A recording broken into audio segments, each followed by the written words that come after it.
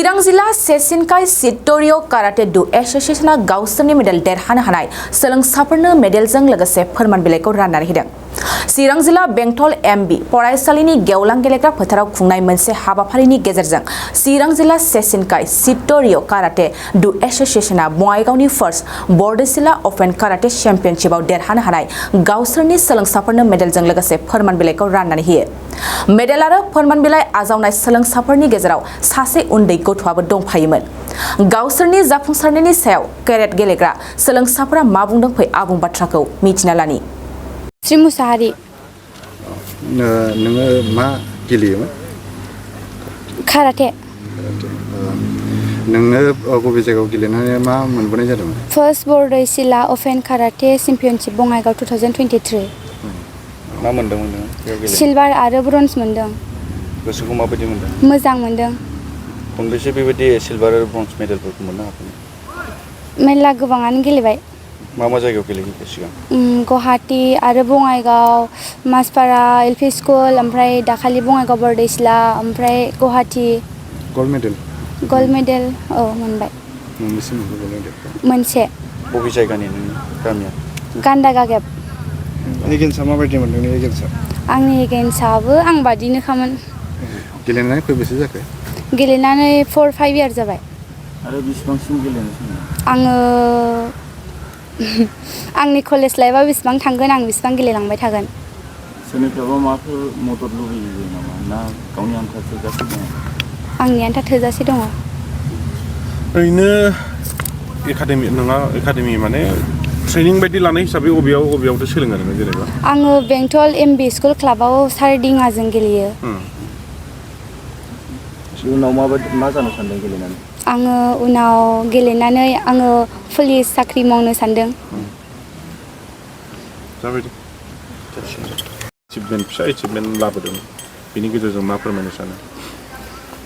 गोसोआव गोजोननाय मोनदों जे आङो 2014 आं फोरोंबोनाय जादों आरो आं बेहाय सिगांनिफ्रायनो आं बेबायदि ट्रेनिं लाबोनाय हिसाबै आङो बेबायदिनो आं गुबुनफोरनोबो बेबायदि ट्रेनिं होगोन साननानै आङो बेबायदिनो बेंटल काराटे क्लाबाव आङो खुलिनाय जादों आरो बिनि गेजेरजों आङो बेबायदिनो आस्ते बिदिनो आङो स्टुडेन्ट मोनलांबाय थादों आरो बिदिनो आङो आंनि जि ट्रेनिं होनो हादों, आङो जि गियान होनो हादों, बेखौ आङो गुबुनावहाय आंनो बेबायदि होफिननो हानाया आंनि थाखाय बिराद गोजोनथाव मोनदों आङो। ओरैनो नोंनि सोलोंग्राफोरखौ बबे मा गेमावहाय पार्टिसिपेट खालामहैनो हाखो दिनैसिमाव? नेसनेलसिम आङो हाबोबाय। बेहाय डिस्ट्रिक्टनिफ्राय लानानै जेसेबां अफिसियेल खेलाफोर दङ बेखौ आङो स्टेटसिम लांनो हाबाय आरो जेसेबां अपेन खेलाफोर दङ बेहाय आङो नेसनेल इन्टारनेसनेलसिम लांनो हाबाय आरो। ओरैनो गथ'फ्रा मा एवार्ड हिसाबै मा मोनबोखो? बेबायदिनो मालाबाफोर से बान्था मोनो, मालाबाफोर बिदिनो सेकेन्ड प्राइज, मालाबा थार्ड प्राइज मोनो, मालाबा बेबायदिनो मोननै गाहाम मोनो। बेबायदि गावसिनि हानायमानि बेबायदिनो नाजानायजों बेबायदिनो मोनबोयो आरो। बङाइगाव जानाय खेलायाव साबेसे मोनबोनो हादोंमोन? बङाइगाव जानाय खेलायावहाय 3 मोनबोनो हादों। मा मेडेल? मेडेला गल्ड दङ आरो सिलभार दङ आरो ब्रन्ज दङ।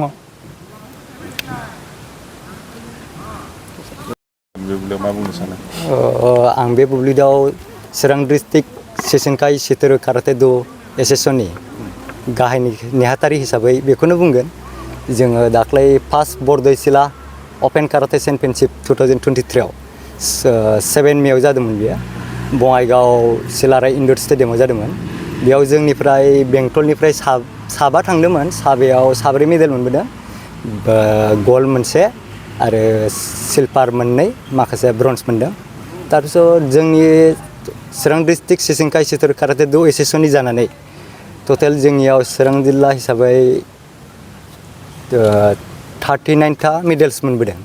सोरबा ब्रन्ज, गल्ड, बिदिनो टाउनशिप आरो गसाइगामि बेंटल क्लाब बेखिनियाव जोङो 39टा मेडेल मोननो हादों आरो। मोनबेसे क्लाब दं? जोंनियाव आंनि आन्दाराव दा 7टा क्लाब दङ दा। बबे जायगायाव? दा फार्स्ट जाबाय आरसिसि क्लाब थालिगाव, बेनिफ्राय दा मोनसे सोलिगासिनो दा गोदान मा होनो बड' हाउस मोनसे दङ मेनन स्कुल खाथियाव, बेनिफ्राय गसाइगामि, ओमफ्राय बेनिफ्राय फुथिनालायाव मोनसे दंमोन, ओमफ्राय बलांगुरि एकाडेमि ओमफ्राय जों सापागुरि लिटिल फ्लावारावबो जानो थांगासिनो सोलोंगिरिफोरखौ माबायदि मोननो हायो सोलोंगिरिफोरखौ बिदिनो जोङो माखासे जोंनि फोरोंनायनि सायावबो मोननो हायो जेरै ससियेल मिडियायाव माखासे फार्स्ट जों इउथ आसाम अलिम्पिक गेम्सआव गेलेहोदोंमोन सासे रैसुमै बसुमतारी बिनि गेजेरजोंबो निउस मिडियानि दारै होनाय जादोंमोन बेयाव जोंनाव बहुद कन्टेक्ट फैदों बहाय फोरोङो बबे क्लाबाव फोरोङो आरो जोंनि कन्टेक्ट नाम्बारखौ होदों आरो बेनि थ्रुयैनो जोंनाव माखासे स्टुडेन्टफोरा फैयो आरो बे खेलानि गेजेरजों मा बेनिफिट्सफोर दङ जेनेबा देहायारि आरो थांना थानायनि थाखायबो उननि समाव माबोरै देहायारियाथ' फिजिकेला थ्रुयै बे बेमार आजाराथ' जाखायानोसै बेबायदि जुदि दैलि हार्डलि प्रेक्टिस खालायोबा जेने जोंथ' फोरोंगुरु हिसाबै जोंबो खालायगासिनो आरो खस्थ' खालायो जोंबो फोरोंबाय थागासिनो दा गथ'फोरा जेसेबां हायो गेलेगासिनो माखासे ओमफ्राय देहाफ्रा स्ट्रं थायो बिदिनो आरो बेनि बेनिफिटआ जाहैबाय जोंथ' दा केरियार दानो थाखाय जोंना सेशनकाइ शित'रु काराटे द' एस'सिएशन न बेयो जोंनि चिरां डिस्ट्रिक्टनि बेयो मोनसे स्कुल बेनिफ्राय स्पर्ट्स लाइन बे अफिसियेल गेमाव गेलेनो थाखाय जोंहा चिरां जिल्ला स्पर्ट्स एस'सिएशननि थ्रुयै थाङो बेयाव बिनि गेजेरजों बेनिफिट मोनो माखासे जुदि नेसनेल गेम्सआव गेलेनो हायोबा आसाम सरकारा साख्रि होनायनि खोथा होदों आरो सोरखौबा DSP खालायदों मेगनजोंबो नुबाय माखासे बेखिनियानो प्रेक्टिस हिसाबै माबायदि प्रेक्टिस खालामनांगौ जेनेबा प्रेक्टिस हिसाबै जोङो फ्रि एक्सारसाइसआवनो जोङो जुदि माखासे खालायो जों फ्रि एक्सारसाइस खालायो योगा खालायो माखासे सेल्फ डिफेन्स खालायो आरो जोंनि काराटे खालायो बेसिक टेकनिक दं माखासे बहुतनो बेखौ खालायजोबो आरो लाइमोन गथ'फोर बा सोलोंग्राफोरा नोंथांमोननि सेन्टाराव गुबुन स्कुलाव सोलोंनांगौबा माबोरै जगाजग खालामनांगोन बिसोरो जोंनि कन्टेक्ट नाम्बारनि थ्रुयैबो जगाजग खालायनो हागोन बे ओनसोलनि लाइमोनफोरखौहाय ट्रेनिं लानो थाखाय माबा मोनसे खावलायहरगोन नामा आं बे ओनसोलनि लाइमोन सेंग्रा सिख्लाफोरखौ खावलायहरो बेखौनो जाहाथे गाज्रि लामाजों आगान सुरा जे बिदिनो गामि एरियायाव माखासे बुस्थु निसा बुस्थु जानानै लोंनानै गोदोसोनानै थायो बेनिफ्राय बारग'नो थाखाय नोङो खेला दुलायाव एक्टिभ जायोमोनबा टाइम पास खालायनो हायो खेला गेलेनानै काराटेल' नङा अनेक खेला दङ नोङो काराटे साबाय बिदिनो स्पर्ट्सनि थ्रुयै आरो बेलेग दङ आर्ट्स लानो हागोन डान्स लानो हागोन बेजों नोङो लाइमोन समखौ बारग'हरनो हायो आरो जुदि बेफोराव जुदि एक्टिभ गैयाबा माखासे गाज्रि सासेनि थ्रुयैनो सोरबा सासे गाज्रि जानाय निसा जाग्राजों लोगो जायोबानो बेबो उन थांफानो बांद्राय गोबाव नाङा आरो बेखायनो गाव जुदि टाइमखौ बारग'होनो थाखाय जुदि बेफोराव एक्टिभ जानानै थायोबा बासायनो हायो आरो गावनि माबाखौ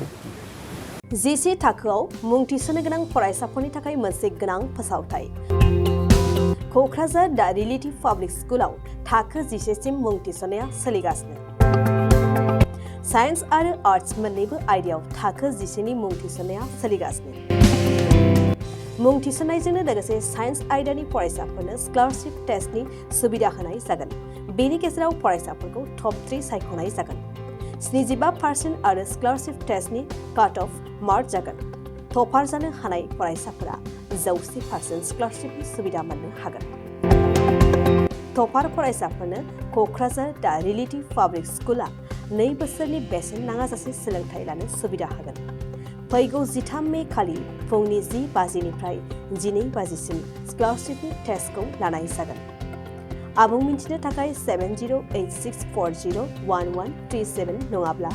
9435704380 जानबुं अनजिमा आरो relativpublicschool@gmail.com आवबो जगाजग खालामनो हागोन